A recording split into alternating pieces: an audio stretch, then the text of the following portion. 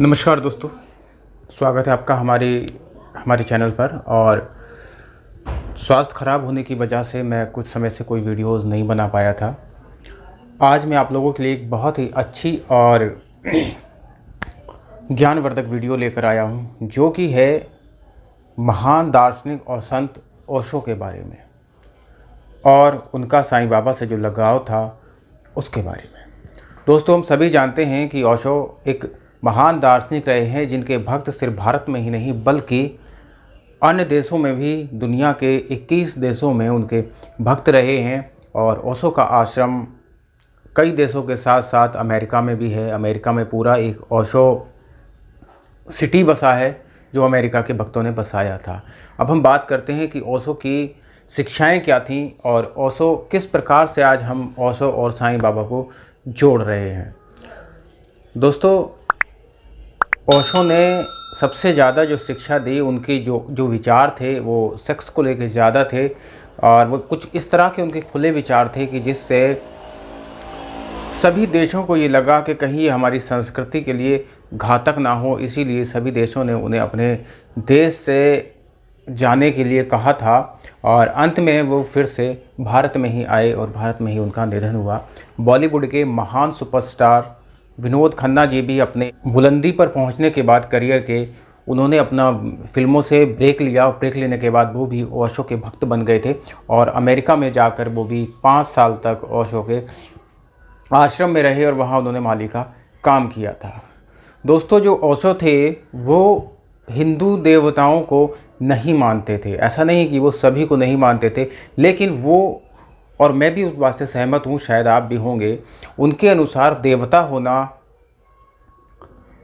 उनके कर्मों से तय होता है, ना कि किसी के। सिर्फ अगर हमारे ग्रंथों में किसी को देवता लिख दिया गया है तो वो देवता है। वो इस चीज़ को नहीं मानते थे। आपको मैं बता दूं कि वो इंद्र को बिल्कुल भी देवता नहीं मानते थे। वो इंद्र को एक नीच व्यक्ति मानते थे कि इंद्र स्वयं में एक नीच था। उसे देवता कहना भी देवताओं का अपराध है। जबकि उन्होंने शिरडी के साईं बाबा को देव रूप में स्वीकार किया और अपने भक्तों को, जब साईं बाबा अपने भक्तों को जब ओशो अपने भक्तों को उपदेश देते थे, तब वो उनकी शिक्षाओं में साईं बाबा की कहानियाँ सुनाते थे, साईं बाबा की चमत्कार भी सुनाते थे। दोस्तों, ओशो ने कहा कि जिस प्रकार से इंद्र ने धोखे से गौतम ऋषि का रूप लेकर और उनकी पत्नी के साथ उनका बलात्कार किया, जो अपनी काम वासना उसके अधीन होकर उसने एक पराई स्त्री के साथ रेप किया, वो भी उसका वेश बदलकर, इतनी नीच हरकत करने वाले व्यक्ति को हम देवता कैसे कह सकते हैं। और उनकी इस बात से मैं तो पूरी तरह से सहमत हूँ, लेकिन सिर्फ क्योंकि ग्रंथों में लिखा है इसलिए इंद्र को देवता माना जाता है, लेकिन उन्होंने इंद्र को देवता नहीं माना। आज के परिप्रेक्ष्य में अगर हम देखें, क्या सच में इस तरह की कोई ओछी हरकत करने वाला, क्या हम उसको देवता या महान व्यक्ति के रूप में जानेंगे? नहीं दोस्तों, चाहे किसी पराई स्त्री के साथ बलात्कार आज के समय में हो या उस समय में हो, यह अपराध था, गलत था। और इसको करने वाला कभी भी कोई व्यक्ति कुलीन नहीं हो सकता, उच्च कोटि का नहीं हो सकता, वो एक नीच व्यक्ति ही हो सकता है। तो इंद्र को ओशो ने नीच माना और हम उनकी बात से सहमत भी हैं कि इंद्र की अगर इससे घटना को देखा जाए, उनके इस कर्म को देखा जाए, जिसे कर्म नहीं कुकर्म कहेंगे, तो शायद उन्हें देवता नहीं माना जा सकता। ऐसे ही ओशो के और भी कई लोगों के बारे में विचार थे, जिससे कई देशों में खलबली भी मची। अब हम बात करते हैं कि शिरडी के साईं बाबा को ओशो एक महान संत और देव रूप में मानते थे। दोस्तों, एक बार वो अपने भक्तों को कहानी सुना रहे थे, तो उन्होंने साईं बाबा की एक बहुत ही प्यारी और बहुत प्यारा सा अनुभव उन्होंने बताया अपने भक्तों को। दोस्तों, शिरडी में एक मुंबई के एक सेठ थे जो कि सुनार थे। वो कुछ समय शिरडी में साईं बाबा के पास रहने के लिए आए और 6 महीने तक वो वहाँ रहे थे। और उन्हें बाबा से इतना प्रेम हो गया था कि वो बाबा को बिना देखे, उनके बिना दर्शन किए वो भोजन ही नहीं करते थे। यदि कभी बाबा के उन्हें दर्शन नहीं हुए तो वो भूखे रह गए। उनका ये प्रेम देखकर साईं बाबा ने उनसे कहा कि अब तुम्हें मेरे दर्शन करने के लिए यहाँ आने की आवश्यकता नहीं है। जब तुम भोजन करोगे तो मैं स्वयं तुम्हारे घर आकर तुम्हारे साथ भोजन करूँगा और मैं भोजन के समय उपस्थित हो जाऊँगा। वो जो महोदय थे बहुत प्रसन्न हुए और अपने घर चले गए और घर जाकर उन्होंने पकवान बनवाए और साईं बाबा का इंतज़ार करने लगे।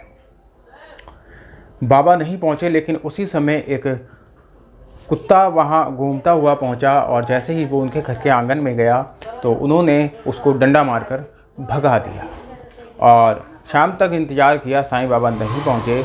अंत में वो बिना भोजन करे ही द्वारका माई आते हैं और आकर बाबा से कहते हैं कि बाबा, आपने अपने वचन को नकार दिया, आपने अपना वचन झूठा कर दिया। आपने कहा था कि मैं भोजन के लिए आऊँगा, लेकिन आप नहीं आए। तो बाबा ने कहा कि मैं तो आया था, परंतु तूने मुझे डंडा मारकर भगा दिया। और बाबा ने अपनी टांग पर लगा वो डंडे की चोट का निशान उनको दिखाया कि देखो, एक कुत्ता तुम्हारे पास आया था और तुमने उसे मारकर भगा दिया। तुम ये क्यों भूल गए कि हर रूप में मैं ही हूँ और मेरा कोई आकार नहीं है, कोई रूप नहीं है। मैं सिर्फ साईं बाबा के रूप में बैठा यहाँ 2.5 हाथ का आदमी नहीं हूँ। तो उन्होंने कहा कि बाबा मुझे क्षमा कर दें, लेकिन आप कल भोजन पर ज़रूर आइएगा।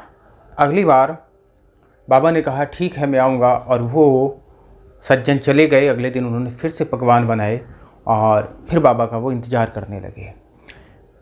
उस बार कुत्ता नहीं आया, लेकिन वो वहाँ से सिर्फ कुत्ते को ही देखते रहे कि बाबा आएंगे। अब वो बार बार कुत्ते की प्रतीक्षा करने लगे। साईं बाबा की प्रतीक्षा को भूलकर उनका सारा ध्यान सिर्फ एक कुत्ते की प्रतीक्षा करने में था कि किस रूप कहाँ से कोई कुत्ता आ जाए, लेकिन उनके घर कोई भी कुत्ता नहीं पहुँचा। लेकिन एक भिखारी उनके घर ज़रूर पहुँचा जिसके हालात बहुत ख़राब थे, और उसने जब दरवाज़ा खटखटाया तो वह महाशय ने उनको भी धुतकार कर भगा दिया और उनसे कहा कि जल्दी से तुम यहाँ से निकल जाओ, ये पकवान मैंने साईं बाबा के लिए बनाए हैं और मैं उनकी ही प्रतीक्षा कर रहा हूँ, तुम समय ख़राब ना करो, सीधे आगे जाओ।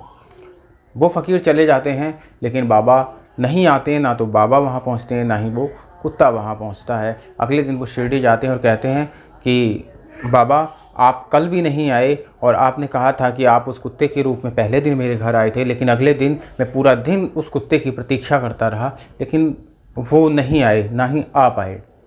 तो बाबा ने कहा मैं तो आज भी गया था और मैं एक फ़कीर के रूप में गया था, लेकिन तूने मुझे भिखारी समझकर ना तो मुझे भोजन खिलाया और ना ही कुछ और दिया और धुतकार कर भगा दिया। तो उसने फिर क्षमा मांगी। उसने कहा बाबा, मैं तो कुत्ता ही देखता रहा। तो बाबा ने कहा था कि मनुष्य वही देखना चाहता है जैसी उसकी धारणा होती है। अगर एक बार उसे लगता है कि इस रूप में भगवान होंगे तो हम भगवान को फिर उसी रूप में ढूंढना शुरू कर देते हैं। तो दोस्तों, ओशो साईं बाबा को एक बहुत बड़ा संत और सच्चा संत मानते थे और साईं बाबा की ओशो बहुत सम्मान करते थे। उनके हृदय में बाबा के लिए बहुत प्यार था, बहुत सम्मान था। अक्सर 21 देशों में ओशो साईं बाबा के उपदेशों को अपने भक्तों को सुनाते थे और उनको बताते थे कि भारत में एक सच्चे संत हैं, सच्चे संत हुए हैं जिनका नाम साईं बाबा है। लेकिन उन्होंने बहुत सारे हमारे हिंदू देवी देवताओं को कटघरे में ज़रूर खड़ा किया। ख़ास तौर से उन्होंने इंद्र और चंद्र को ज़रूर खड़ा किया। उन्होंने कहा कि हम इंद्र को किस आधार पर देवराज कह सकते हैं, किस आधार पर हम उसे पूज्य कह सकते हैं, उसे देवता कह सकते हैं।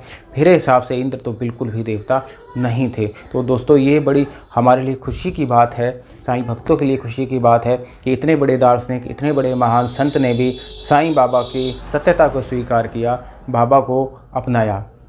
दोस्तों, ये छोटी सी एक वीडियो थी जो बिल्कुल सच्ची घटना है और हमारे बॉलीवुड के महान कलाकार विनोद खन्ना जी भी ओशो के भक्त रहे हैं और वहाँ से आने के बाद फिर से उन्होंने बॉलीवुड में अपना एक दूसरा पारी खेली और अच्छा मुकाम हासिल किया। दोस्तों, मेरा स्वास्थ्य ख़राब है और मेरी गर्दन में बहुत ज़्यादा घूम नहीं रही है, जिस वजह से मैं आपके लिए कोई वीडियो नहीं बना पाया। और अगर आप लोग अपना प्यार देंगे, साथ देंगे, तो हमारा जो साईं बाबा सीरियल है करुणा अवतार साईं, उस प्लेलिस्ट में जाकर आप उसके कुछ वीडियोस ज़रूर देखना। हम उस पर सीरियल बना रहे हैं, लेकिन समय के अभाव, कुछ संसाधन के अभाव हैं, कुछ आप लोगों का प्यार कम है, जिसकी वजह से अभी हम उस पर पूरी तरह से काम नहीं कर पा रहे हैं। तो प्यार दीजिए ताकि हम साईं बाबा का सीरियल भी आगे बढ़ा सकें। मिलते हैं फिर किसी अगली वीडियो में, तब तक के लिए नमस्कार, ओम साईं राम। और वीडियो को शेयर ज़रूर कीजिएगा, लाइक कीजिएगा, आगे बढ़ाइएगा।